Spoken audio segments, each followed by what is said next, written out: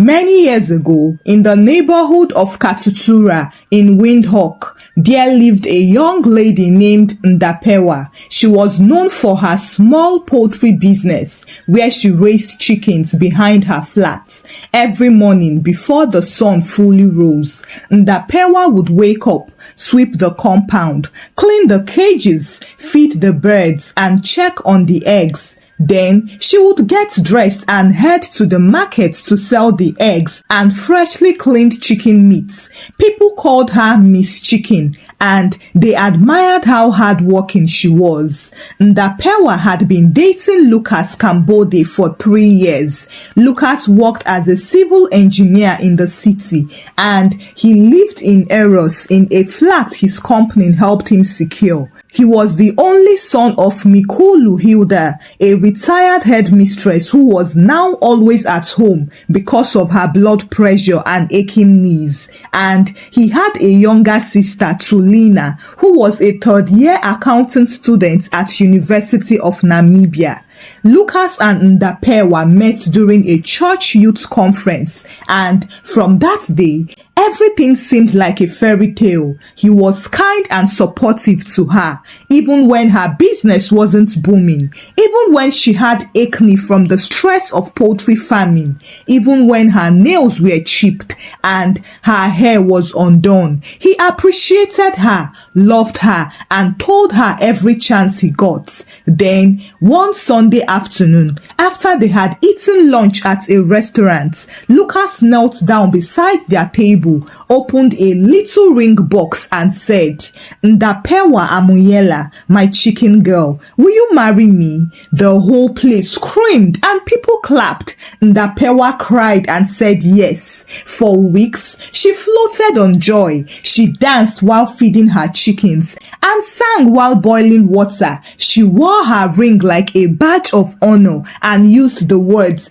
"my fiancé" in every sentence she made. Her mother was filled with joy and her friend Selma started getting ready for bridesmaid duties. Then, when Lucas said it was time to visit his family officially, Ndapewa took it seriously. She asked matured people what kind of gifts to take to a Namibian mother-in-law. She didn't want to do too much, but she didn't also want to fall short either. So, she bought a set of handmade baskets, a few packets of dry fish, some mahango flour, a brand new headscarf, and even perfume. She wrapped everything nicely, added a little card, and wore her best decent attire. That day, as they drove to his family house, she kept talking nervously, asking if his mother liked pepper or not, if she should curtsy twice or just once, and if Tulina, his younger sister,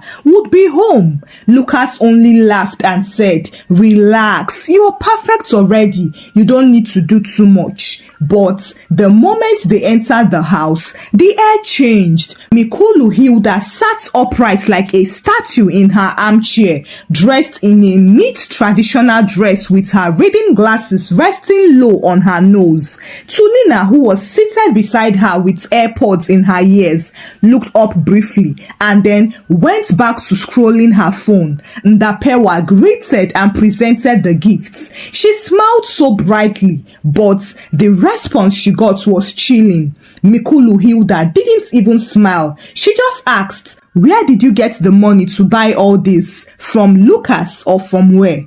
Ndapewa blinked and then smiled shyly. "I have a poultry business, Mama. I raise chickens. That's how I got the money." The woman muttered and turned away. Tulina didn't even greet her at all. She just stood up after a while and went to the kitchen. And then, when she came back, she didn't even offer Ndapewa a drink. The room stayed quiet most of the time. Lucas tried to cheer things up, asking questions and telling jokes. But the atmosphere was stiff and uncomfortable. It was very obvious they did not like her. On the way back home, Ndapewa Ndapewa couldn't hold back how she felt, so she asked, "Why do I feel like your mom and your sister don't like me?"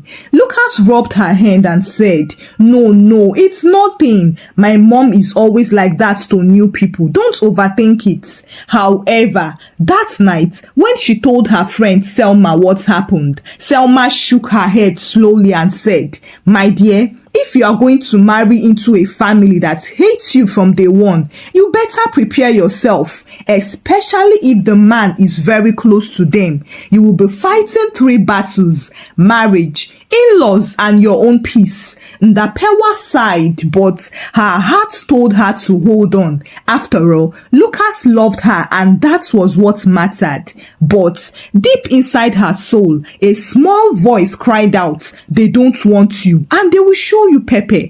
Still, Ndapewa went ahead and began planning the wedding with Lucas. At this point, she began doing her best, too much even, to worm her way into the hearts of Lucas' family, especially to Lina. She would buy her little things like chocolates, perfume, and sometimes even credit for her phone. She even once ordered a pair of sneakers online just because Tulina had once mentioned that she liked them, but the girl barely said thank you.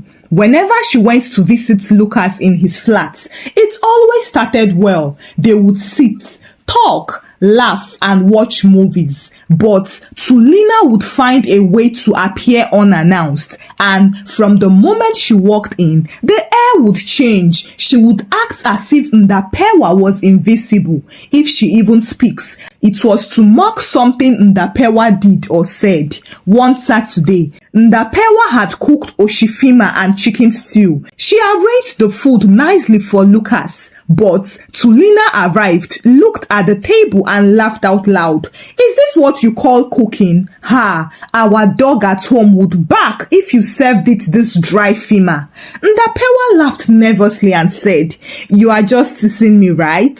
But Tulina rolled her eyes and replied, "You will know if I am teasing you when you marry into this family." Lucas brushed it off as her being silly. He even said, "Leave her jabs alone, babe. You know Tulina likes to feel like a comedian." But to Ndapewa, it was not comedy. It was a warning. Still, she held on and brushed it off. She didn't want to complain every time or sound like one of those women who can't adjust to their in-laws. After all, her mother always said that before a girl becomes a wife, she must learn to sweep in silence, eat with elders, and avoid unnecessary arguments. So, she stayed put and decided to work harder to gain their acceptance. One day, Lucas wanted to drop off some medication for his mother, and Ndapewa decided to follow him, thinking maybe this was her chance to really bond with her future mother-in-law.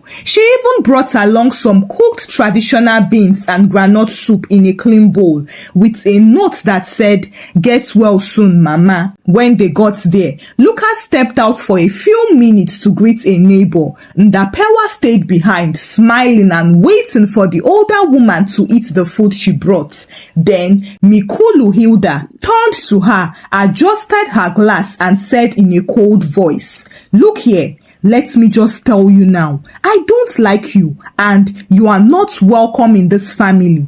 You can bring all the beans and chicken in the world, but don't you think that these gifts will make us accept you? So, if you are wise, pack your pride and walk away while you still have time." Ndapewa began to shake. She felt like someone had slapped her, but without using their hands. She stared at the woman in shock and wanted to cry, but something told her to remain calm. So she simply smiled and said, "Thank you, Mama. I have heard you." When Lucas returned, she didn't say a word about what had just happened. She smiled and packed the used plates to the kitchen, behaving like a polite daughter-in-law in training. But when she got home, she cried her heart out. Her chest ached, not because of the insults, but because of how calmly the woman had spoken. There was no anger in her voice. It was just cold, clear rejection. She told her mother that night, and her mother, an old Owambo woman who had survived poverty, marriage, and many miscarriages, sighed and said, "A house that hates you from the beginning will burn your heart later. Be careful, my daughter. Love is not enough when your husband's people are waiting to see you fall." Still, Ndapewa fought to stay. She endured because she believed Lucas loved her enough to make it all okay. She believed her goodness would speak louder than their hatred, and she believed love would conquer all. On the wedding day, Ndapewa wore a mermaid gown with a long veil, while Lucas looked like a knight in his cream suit and brown shoes. It was really emotional seeing two of them looking beautiful together. Selma, her best friend, was crying tears of joy in the front row. Even Mikulu, Hilda, and Tulina smiled that day, even though it didn't reach their hearts. After the ceremony, Ndapewa moved into Lucas' flat in Eros, and for a while, things were peaceful. Lucas still called her my chicken girl, and sometimes he would bring her flowers or surprise her with night drives through Windhoek just to get shawarma. At night, they would laugh in bed. During the day, she would still run her poultry business from a shared space she had rented nearby. But then, just 3 months into their marriage, everything changed. Lucas called her one evening while she was at the market. "Babe, Mama is not feeling too strong again. Her BP is misbehaving, and the doctor said she shouldn't stay alone anymore." Ndapewa's heart sank. "So, what are you saying?" "I am saying she will stay with us for a while, just until she stabilizes." Ndapewa nodded and said, "Okay," because what else could she say? She was a wife now, and wives endure. Wife supports. The very next morning, Mikulu Hilda arrived with 2 big boxes and her own mattress. Tulina followed behind with folded arms and a facial expression that said, "We warned you." At first, things were still manageable. Ndapewa cooked, cleaned, and made space for them. She served her mother-in-law's medication with tea, and she smiled even when the woman frowned. But it didn't take long before the storm began. The first week, Mikulu Hilda accidentally poured hot pap on Ndapewa's foot while pretending to cook. The second week, she started vomiting on the floor, never in the bathroom, especially near Ndapewa's new rug. And when Ndapewa kindly asked if they could get a house help to assist, her mother-in-law replied, "Isn't this what you signed up for when you forced yourself into our family?" As for Tulina, she visited more often now, and whenever she came, she and her mother would talk in low voices, look at Ndapewa, and then laugh mockingly. Sometimes they would pause their gossip the moment Ndapewa entered and pretend to be watching TV. Lucas, as usual, was hardly at home. He had a road construction project outside the city, and he often stayed there for days. So Ndapewa became a nurse, housekeeper, cook, and companion all by herself. As such, her business began to suffer. She missed deliveries, and her clients started complaining. Some of the birds started to die because they were not fed on time, and money became tight. But still, she endured. She told herself that it was just a phase, that Lucas would come back and things would get better. Then, one day, the real fire came. She had rushed out to the market to deliver some crates of egg when Hilda collapsed in the living room and hit her head lightly on the coffee table. It wasn't serious, but when Lucas came back and heard the story, he was furious. "How can you leave her alone in this condition?" he shouted. "I only stepped out for hours, but she could have died in Ndapewa." And that was the day he shouted at her for the first time without looking back. Ndapewa stood there in shock, holding the bag of chicken feed she had just bought. Her chest burned, not from his anger, but from how quickly he believed the worst of her. That night, Hilda smiled with pride as Lucas carried her water into the room himself, while Ndapewa sat on the bathroom floor, holding her knees and crying like a girl who had lost her way home. She remembered what Selma said, when the family hates you and the man is tied to them like okra to soup, you will suffer, and one day he will be the one to give them the knife to cut you. She now knew that this marriage was fire, and her legs were already burning. By the 6th month of their marriage, Ndapewa was already frustrated. She was stressed, and her business was now surviving on prayer and pity. The girl who once danced while preparing egg deliveries was now dragging her feet in her own home. Meanwhile, Mikulu Hilda had become more daring. Every morning, she would wake up and demand hot water for her bath. Then she would ask for a royal breakfast, boiled eggs, soft pap and fried fish, not too dry and not too oily. She would then sit by the door and back orders like a general in a war. This woman never said thank you or asked how are you, and when Lucas returned from his projects, she would become the sweet vulnerable mother again, coughing as if she was on her last breath and pretending she couldn't walk. And Lucas, poor Lucas, he would kiss her forehead and tell her what a strong woman she was. Now, Ndapewa was living in 2 different worlds, one where her husband saw her as a queen, and the other where she was nothing but a frustrated maid.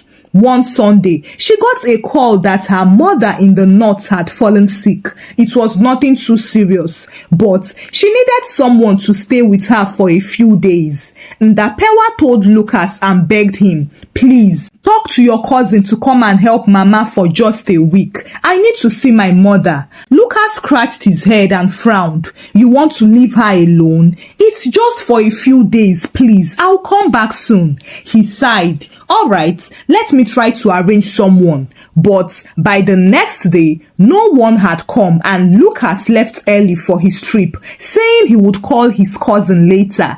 Ndapewa decided to stay one more day, just in case. But that evening, she was preparing dinner when she heard a loud crash in the bathroom. She ran there and found her mother-in-law on the floor groaning. She had slipped. Her legs were shaking. Ndapewa panicked and helped her up. But in the process, Hilda slapped her hand away. Leave me alone. You want to kill me now, Abi? You poisoned the floor. Ndapewa froze. What are you saying? Mama, I was just trying to help. Shut up. You think I don't see you. You want to drive me away so you can scatter my son's head. Ndapewa stood there confused, not knowing what else to say.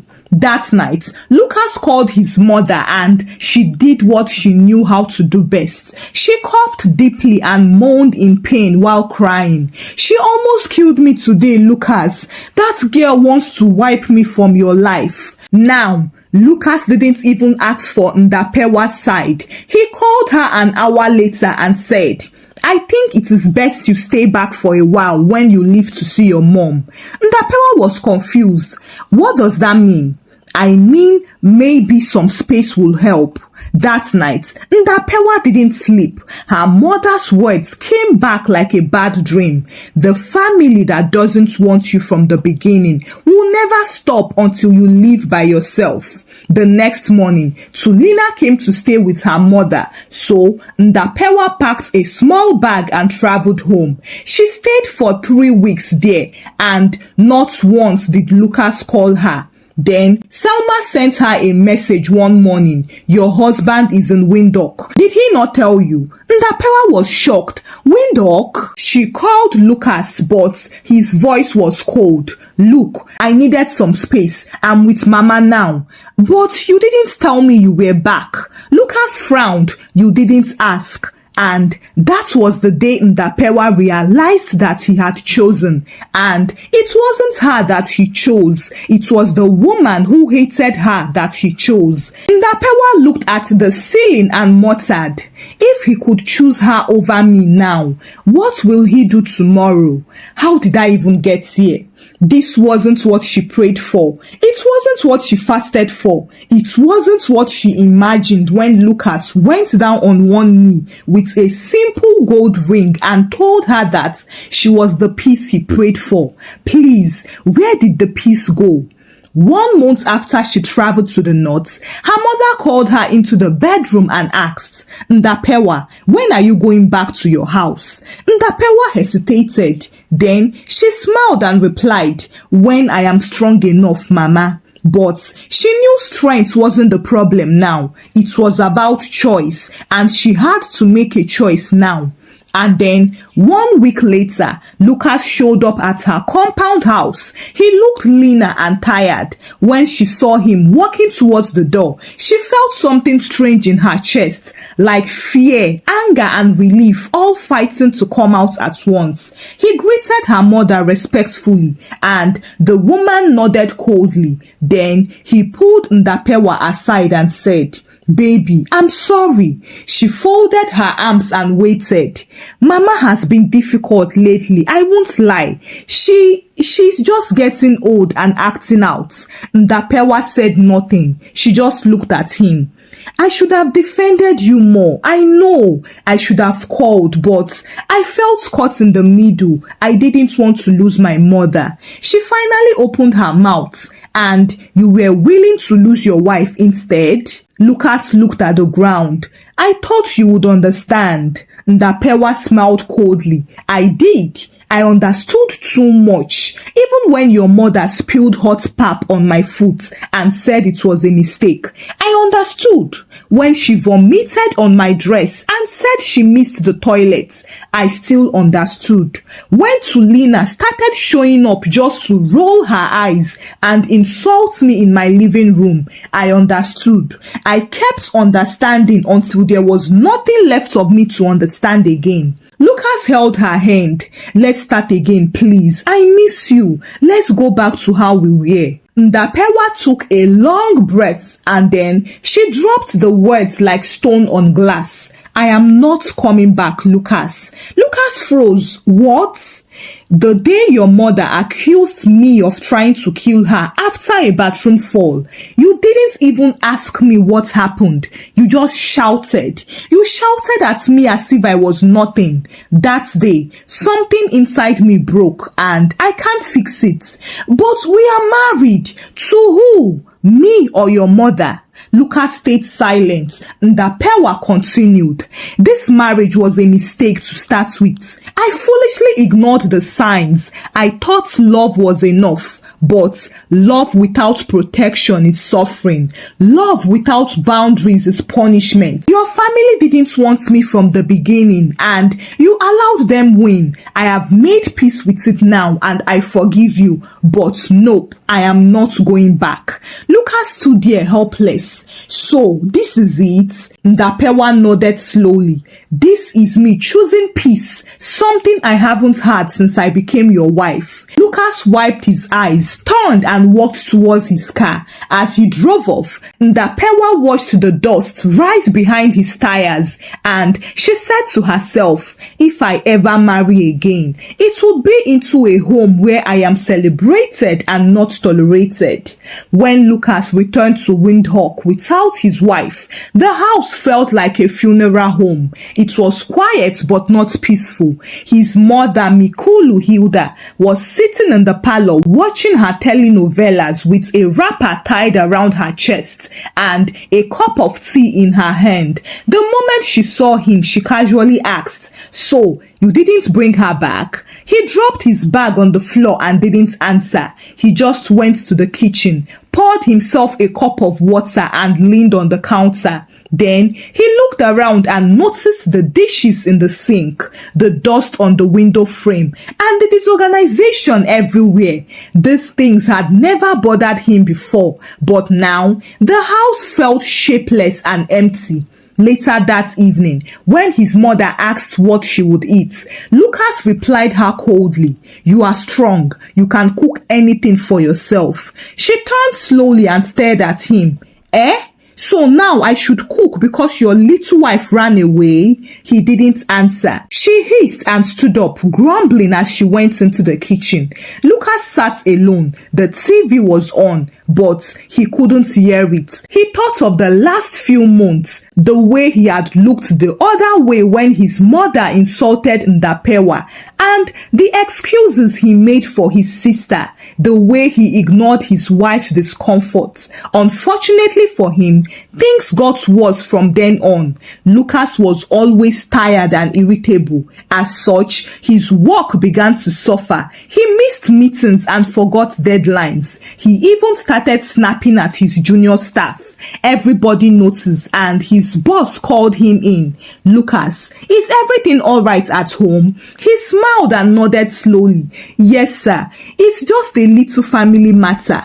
But it was nothing little. In fact, it was growing because back at home, Mikulu Hilda had started complaining of back pain.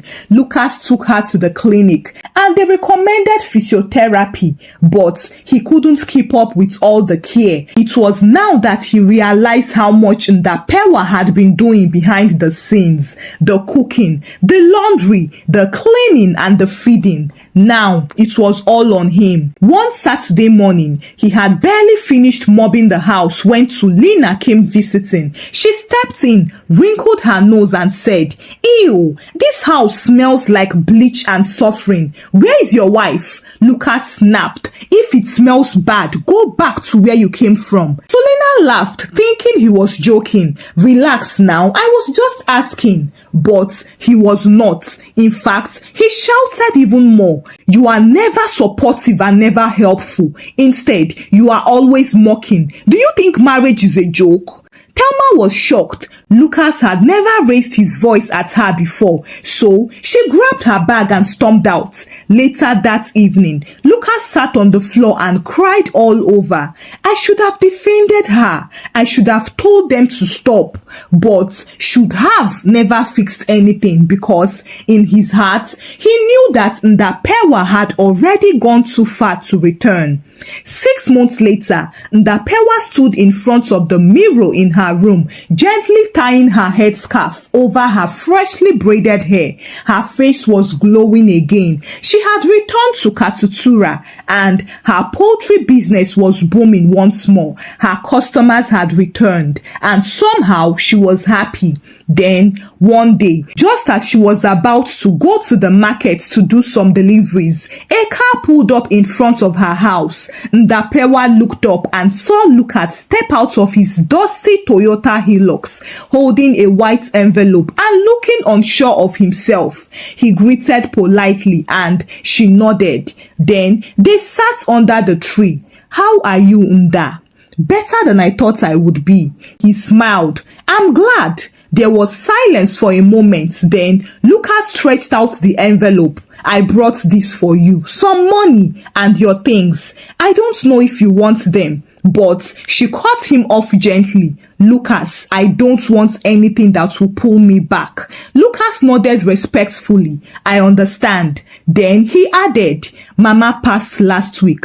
Ndapewa blinked and 1,000 memories rushed to her head. The vomiting, the insults, the threats, and yet she felt no joy or sadness, just peace. "I'm sorry," she said. Lucas nodded, "Thank you." Then he stood up and before he left, he said something that surprised her.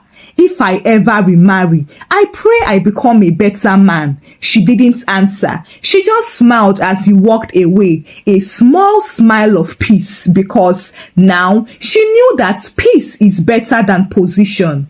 Thank you for watching the story. Kindly share your thoughts about the story with me in the comment section. What did you learn from the story? Kindly share the story out with your loved ones. Give the story a thumbs up and subscribe to this channel if you've not done so by now. Until I bring another story your way. Bye!